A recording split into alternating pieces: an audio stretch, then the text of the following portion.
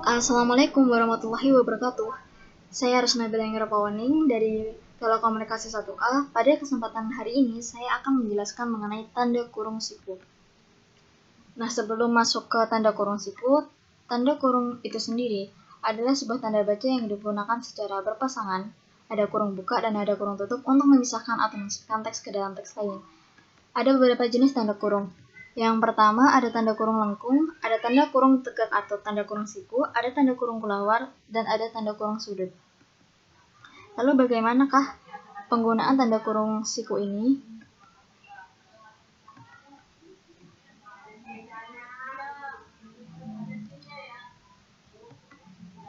Tanda baca kurung siku ini digunakan untuk keperluan mengapit kata, huruf, frasa, ataupun kalimat. Sama halnya dengan tanda kurung siku juga mempunyai beberapa fungsi. Ada dua yang saya tuliskan di sini. Yang pertama huruf kata kelompok kata sebagai keterangan tambahan pada kalimat yang ditulis orang lain. Yang kedua, keterangan dalam kalimat penjelas yang sudah dinyatakan dalam tanda kurung. Contoh penjelasan dari yang pertama, huruf kata kelompok kata sebagai keterangan tambahan yang dituliskan oleh orang lain.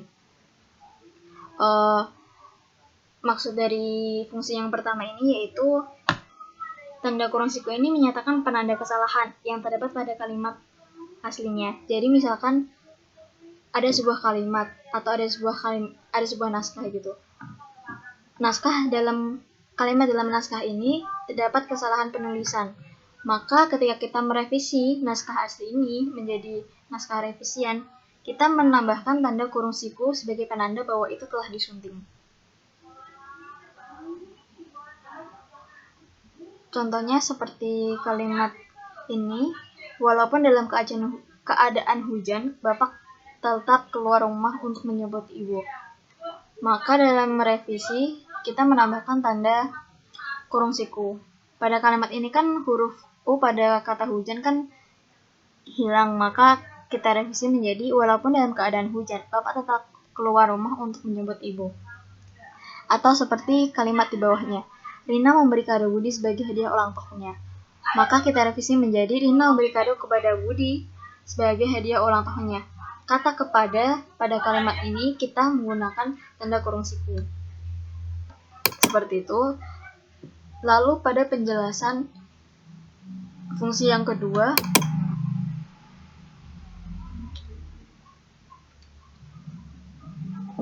keterangan dalam kalimat penjelas yang sudah dinyatakan dalam tanda kurung. Apabila kita memiliki sebuah kalimat dalam sebuah naskah, kalimat dalam naskah tersebut membutuhkan penjelasan menggunakan tanda kurung lengkung, maka ketika kita ingin menambahkan kata keterangan dalam tanda kurung dalam kalimat yang berada dalam tanda kurung lengkung tersebut, kita menggunakan tanda kurung siku. Misalkan seperti ini, verba transitif merupakan kata kerja yang membutuhkan objek ataupun pelengkap. Maka kita revisi menjadi verba transitif merupakan kata kerja yang membutuhkan objek ataupun pelengkap. Tanda kurung lengkung contoh dijelaskan pada lampiran 3, buka kurung siku, lihat halaman 25, tutup kurung siku, tutup kurung lengkung.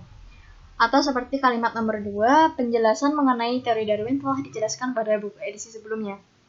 Maka direvisi menjadi pembahasan mengenai teori Darwin telah dijelaskan pada buku edisi sebelumnya. Buka kurung lengkung, baca buku teori Darwin, buka kurung siku, bab 2, tutup kurung siku, tutup kurung lengkung. Seperti itu penggunaannya. Lalu bagaimana sih perbedaan antara kurung siku dan kurung lengkung?